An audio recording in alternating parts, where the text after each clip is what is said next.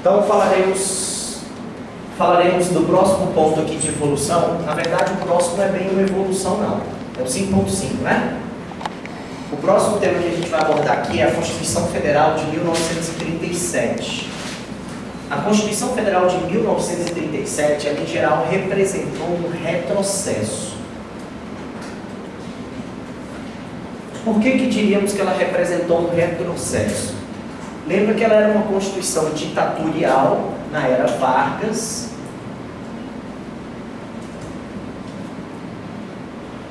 E Vargas outorgou a Constituição dando poderes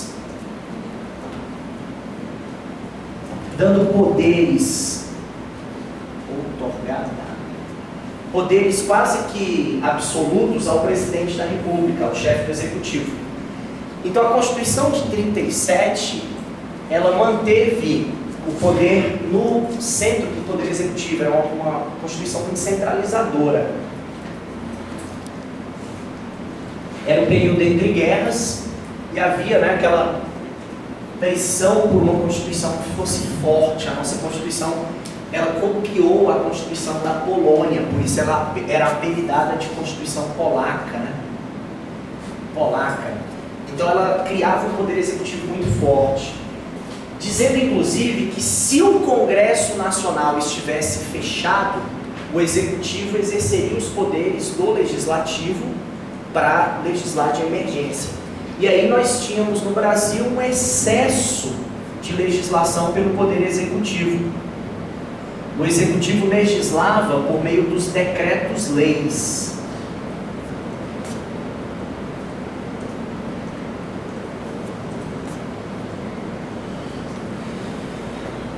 Mas e o que isso vai ter a ver com a nosso controle de constitucionalidade? O ponto principal aqui foi o seguinte: essa Constituição, ela manteve o controle criado até aqui.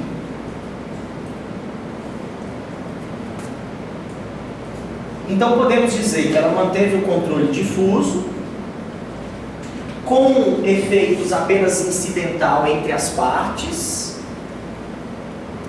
o efeito vinculante automático para as partes, a possibilidade do Senado suspender a lei da eficácia para todos, a reserva de plenário para favorecer a própria presunção de constitucionalidade, para dar à presunção de constitucionalidade mais força, e essa questão da lei interventiva que a gente estudou há pouco tempo. Só que o que ela trouxe de novidade é que vai representar o retrocesso. O que ela dizia? Ela dizia o seguinte: olha, cabe ao Congresso Nacional revogar, eu não sei exatamente qual o termo que ele usava, mas vamos usar aqui, ó, desfazer decisões transitadas em julgado do STF.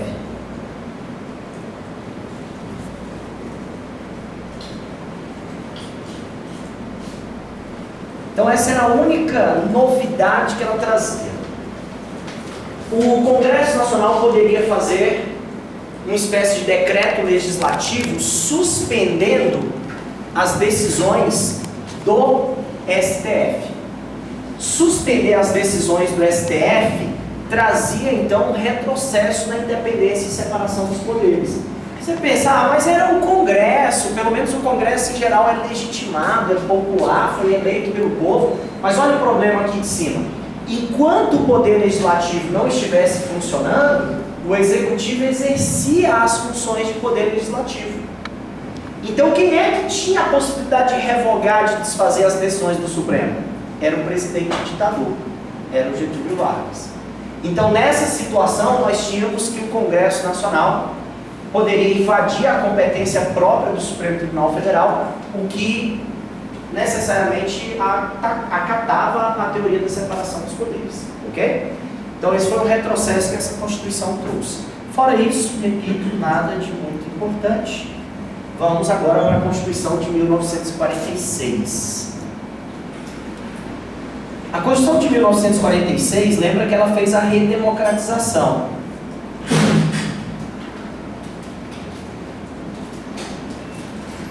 Ela trouxe a democracia de volta ao país.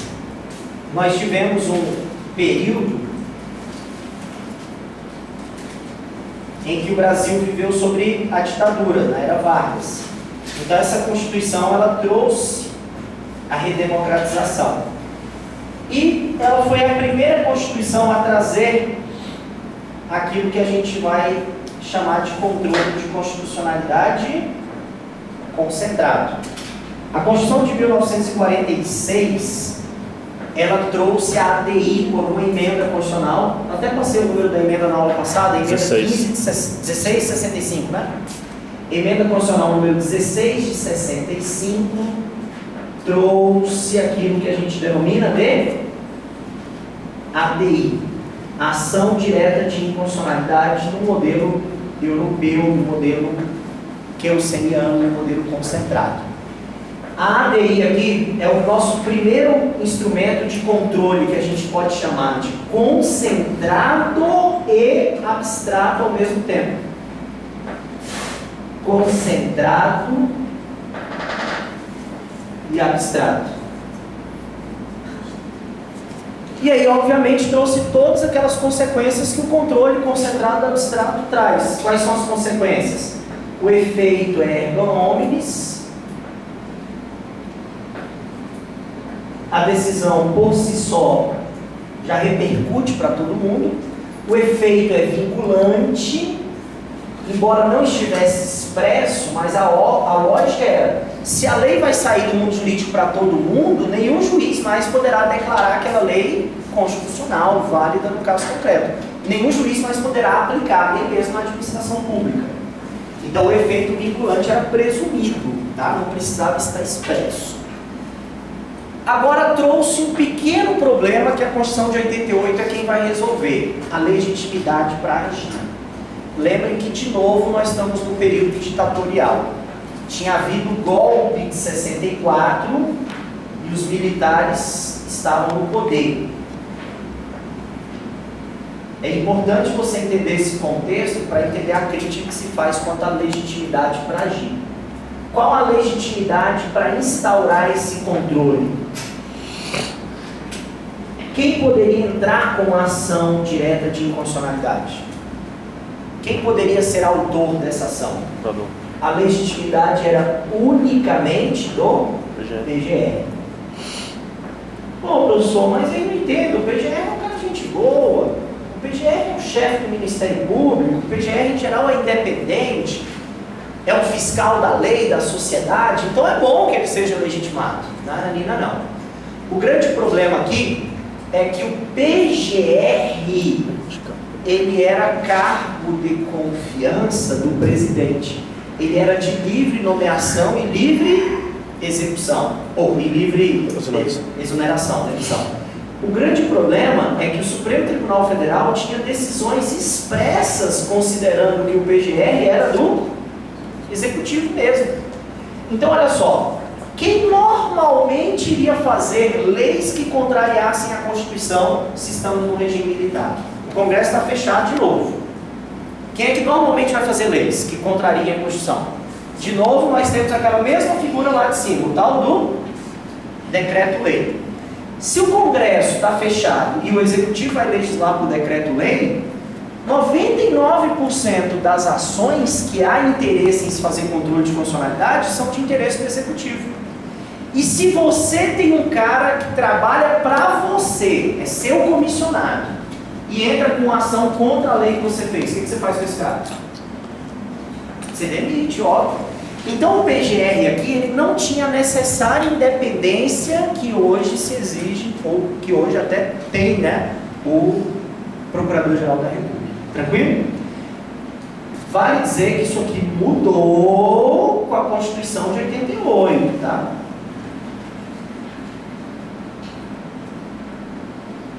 A Constituição de 88, ela não vai colocar o PGR como o único legitimado para a propositura das ações de inconstitucionalidade. O PGR passa a ser só um dos legitimados. Tem vários outros legitimados. certo? Na época que a ADI nasceu, o número de ações no Supremo ainda foi muito pequeno. Para vocês terem uma ideia, de 1965 até 88, onde nós tivemos ali basicamente 23 anos, o número de ações de controle de constitucionalidade julgados pelo Supremo Tribunal Federal não dava nem um só ano de 89. Num só ano de 1989, o número de ações já era muito maior do que os 23 anos anteriores. Isso vai ser importante para a gente entender também outras situações que a Constituição de 88 vai trazer. Mas essa novidade foi trazida pela Constituição e foi mantida pela Constituição Federal de 1967, com a emenda número 1 de 69. Vamos tratar aqui como se fosse uma Constituição só. A Constituição de 67, com a emenda número 1 de 69, ela simplesmente repetiu tudo que nós já tínhamos. A Constituição de 67 não trouxe nenhuma novidade. Nenhuma novidade. Então esse é um capítulo que a gente pula facilmente. E a gente vai para a Constituição de 88, onde nós... Lembra que essa Constituição de 67 era ditatorial também.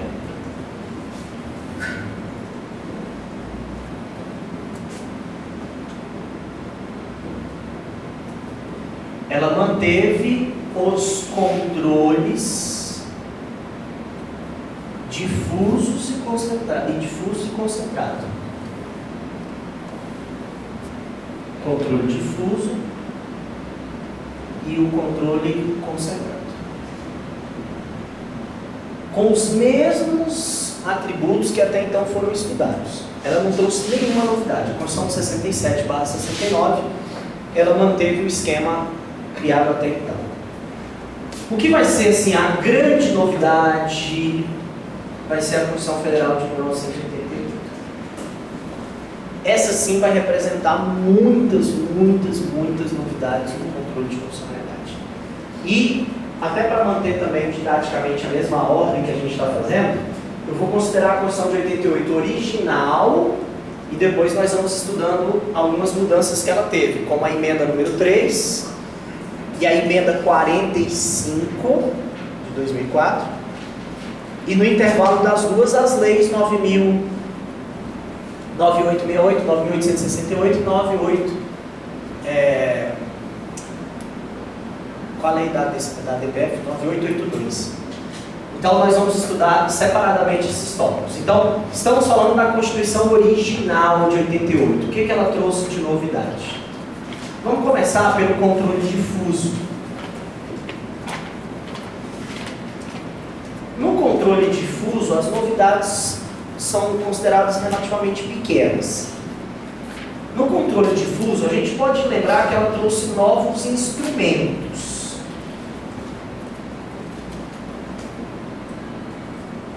Quais são os novos instrumentos que ela trouxe?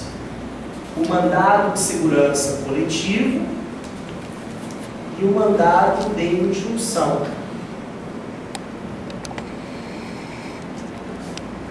O mandado de injunção, ele vai servir como controle das omissões.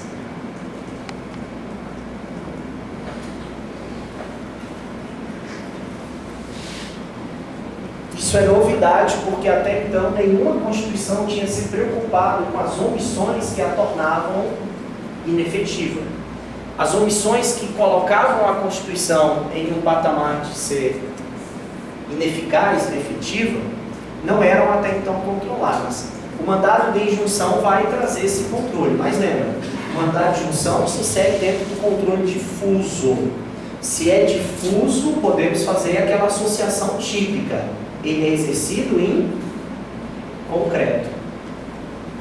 O fundamento do mandado de injunção, que está lá no artigo 5º, vou colocar aqui na frente, ó, artigo 5º, inciso 71, e o mandado de segurança coletiva, artigo 5º, inciso 70. E a última novidade, vou colocar aqui também, o habeas data.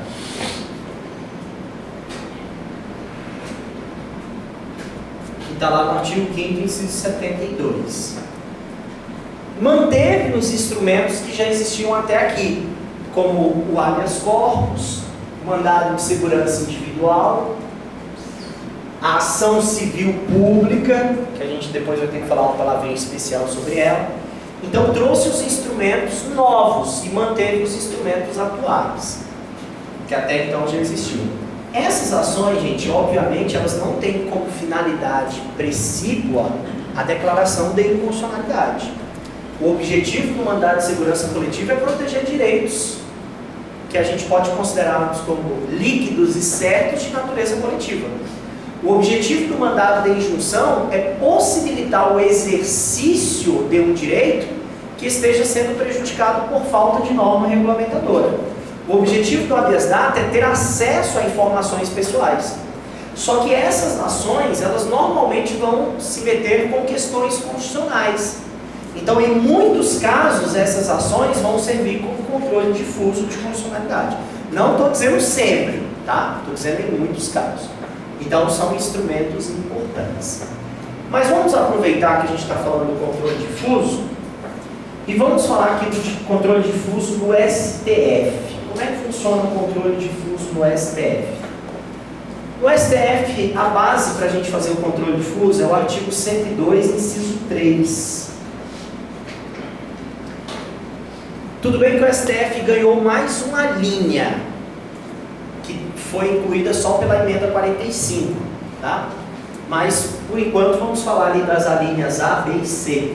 No artigo 102, inciso 3, está escrito da seguinte maneira: compete ao STF julgar mediante recurso extraordinário,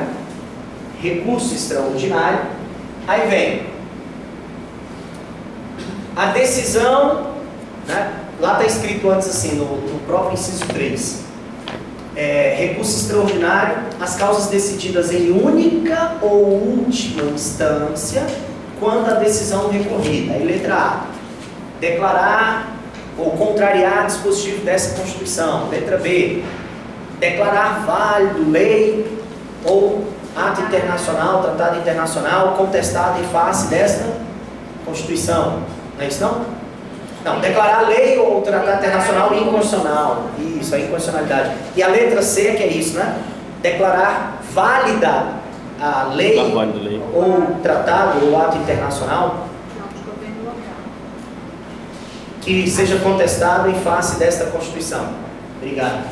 Então, nos três casos, a gente vê que o Supremo Tribunal Federal, no artigo 102, inciso 3, o famoso recurso extraordinário, ele vai ter como função principal dele a questão constitucional. A questão constitucional. O Supremo, quando ele vai julgar recurso extraordinário, ele não está preocupado com o direito próprio das partes, não. Eu diria até mais, aqui dane-se as partes. O importante é fazer com que a Constituição esteja sendo respeitada. E essa questão de que as partes são pouco importantes vai ficar mais clara quando a emenda 45 trouxer a chamada repercussão geral. Ok? Mas se estamos em recurso extraordinário no STF, a decisão é em concreto, a decisão só tem efeito inter partes, e o Supremo pode, ao declarar a inconstitucionalidade, oficiar ao Senado Federal. Aí o Senado é que pode fazer a suspensão da lei com eficácia para todos. Beleza? Quanto ao recurso extraordinário, o STF começou a criar o que a gente chama de jurisprudência defensiva.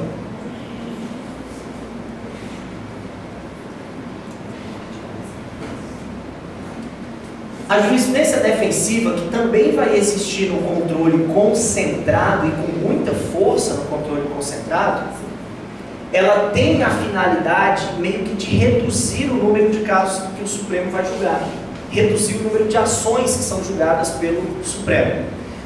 No caso do RE, o que a jurisprudência defensiva começou a estabelecer, pelo menos que seja importante para a gente no constitucional?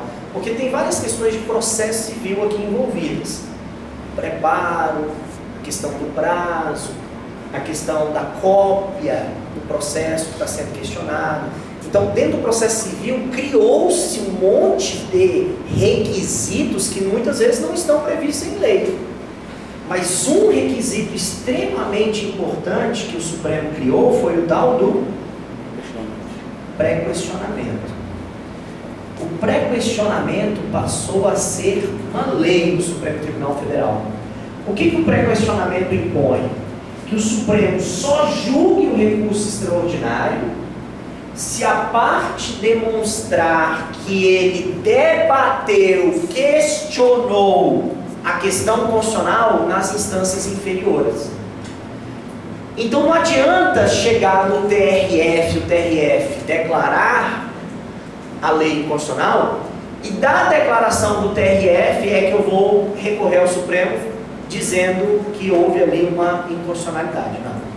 Eu tenho que ter requerido, questionado anteriormente a decisão para poder levar ao Supremo Tribunal Federal. Então eu tenho que exigir do juiz ou tribunais inferiores que eles debatam a questão constitucional, que eles se pronunciem sobre a questão constitucional.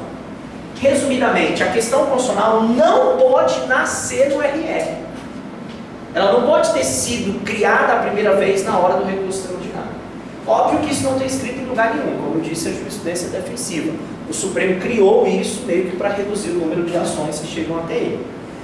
O pré-questionamento, então, vai ter uma questão muito importante, de novo, de processo civil, mas que cai nas provas de constitucional, que é a seguinte: como é que eu faço para provar o pré-questionamento se eu abordei a questão constitucional na minha peça, mas o juiz passou ao largo, o juiz não quis entrar na questão constitucional? Como é que eu meio que obrigo, como é que eu provo então que eu fiz o pré-questionamento? Embargos de declaração.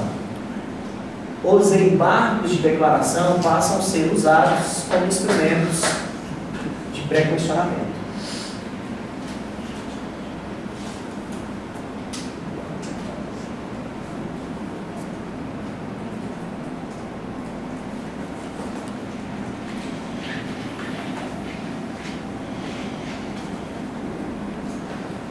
Então o indivíduo vai demonstrar ao tribunal que ele questionou, ao Tribunal Supremo, que ele questionou. Ainda que o tribunal não queira se pronunciar a respeito, tenha sido omisso, inerte, né? Ele vai lá e demonstra pelo embargo de declaração. O embargo de declaração não é no RE, é antes do RE, é na instância qual. Ok? Sobre o RE, querem perguntar alguma coisa? História de pré-questionamento, tranquilo? Depois a gente vai ver um RE com uma utilização um pouquinho especial, um pouquinho diferente. Mas por enquanto vamos ficar assim. Prova de concurso, eles colocam assim, ó. Qual instrumento abaixo é tipicamente de controle difuso? A resposta que tinha lá, entre as alternativas, o RE. O RE é tipicamente controle difuso, ok? O RE tipicamente não se presta a instaurar controle concentrado, controle abstrato. Aqui nós temos partes, nós temos um objeto principal de ação e a questão constitucional é um incidente. Deixa eu aproveitar e relembrar uma coisa. Quando a questão vai para o Supremo Tribunal Federal em RE, o Supremo tem que observar a reserva de plenário? Chegou numa turma do Supremo, em um RE, uma questão constitucional. Pergunta: se os ministros tiverem dúvidas sobre a lei é constitucional ou não, precisam remeter ao plenário? Ou a própria turma pode julgar? Tem que remeter ao plenário, ou seja, a reserva de plenário lá do artigo 97 também se aplica ao RE do Supremo, ok? Ela se aplica ao controle difuso inteiro. Também se aplica ao controle concentrado, obviamente, que é sempre por plenário, mas se aplica no Supremo Tribunal Federal também. Então, fechada essa questão, no controle difuso, por enquanto é isso. Depois a gente vai trazer mais umas 2 ou 3 novidades no que se refere à emenda 45. Então vamos para outra grande evolução aqui, que foi o controle concentrado. No controle concentrado, a Constituição manteve a ADI,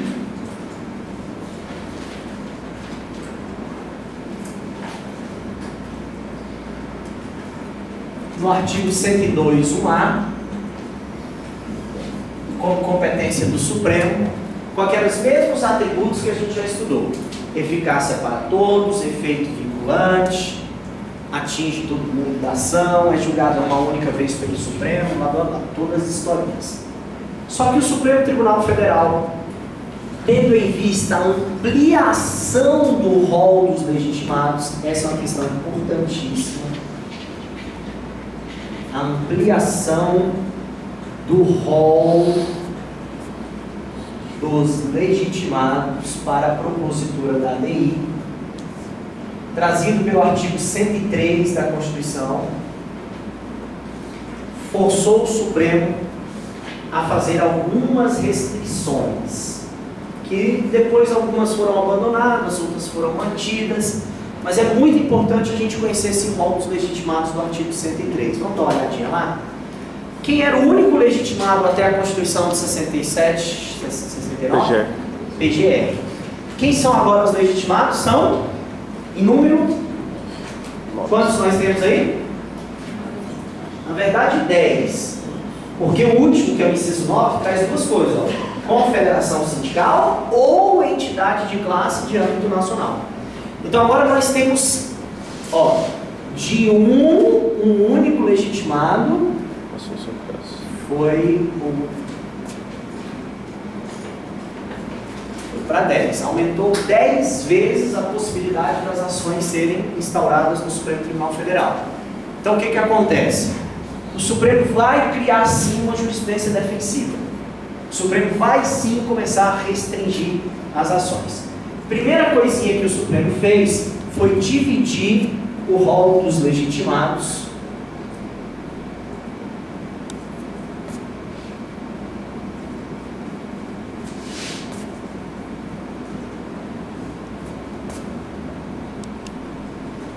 em dois grupos. Um que o Supremo chama de legitimados universais. Essa questão cai muito nas provinhas, principalmente as mais fáceis. E o outro rol de legitimados são os chamados legitimados especiais. Normalmente eu chamo de LU e LE para resumir a questão. Quem seriam os legitimados universais? Primeiro vamos colocar quem são e depois a gente explica. As mesas da Câmara e do Senado. Vou colocar aqui separado, mesa da Câmara, mesa do Senado. O presidente da República, o PGR, o partido político com representação no Congresso,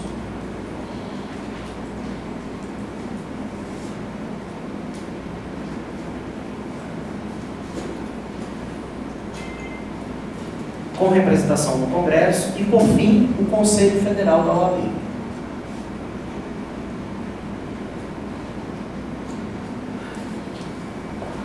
Esse clube do Bolinha especial, cuidado que não é do lado de lá, né? Especial que eu digo que eles têm diferenças. Esse clube do Bolinha ali poderia fazer a propositura de artigo independentemente da chamada criada pelo Supremo, denominada, famigerada, pertinência temática. Juro por Deus que isso já caiu em concurso de nível médio para ministério, que o salário inicial era R$ 1.600.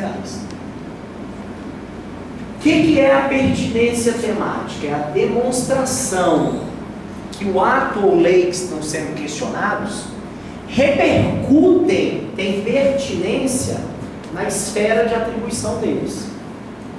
Esses não precisam demonstrar. A pertinência temática para esses aqui, a gente diz que ela é presumida.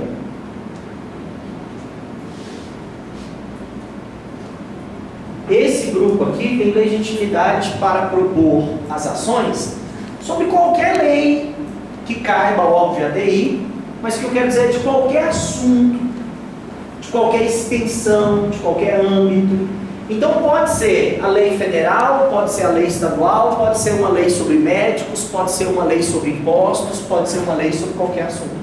Então os legitimados universais, eles não precisam demonstrar pertinência temática. A eles não se exige pertinência temática, certo? Já os legitimados especiais, quem seriam os legitimados especiais?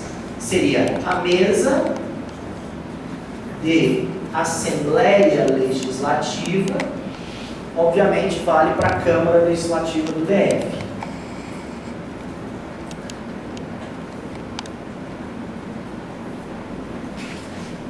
Seria o governador de estado ou do DF. E seriam aqueles representantes meio que da sociedade, os últimos lá do inciso 9. A chamada Confederação Sindical e a entidade de classe de âmbito nacional.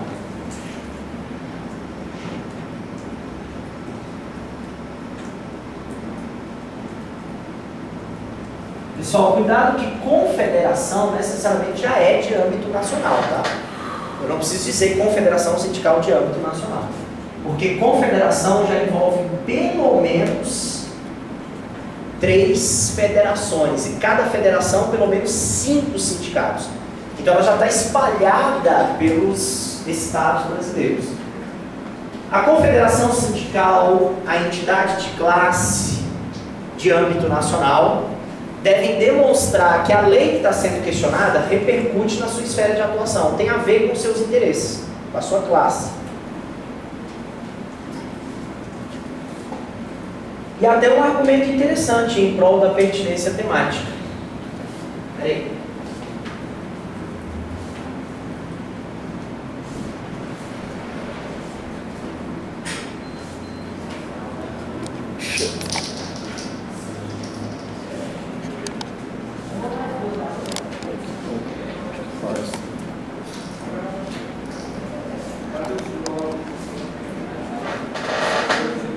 Isso.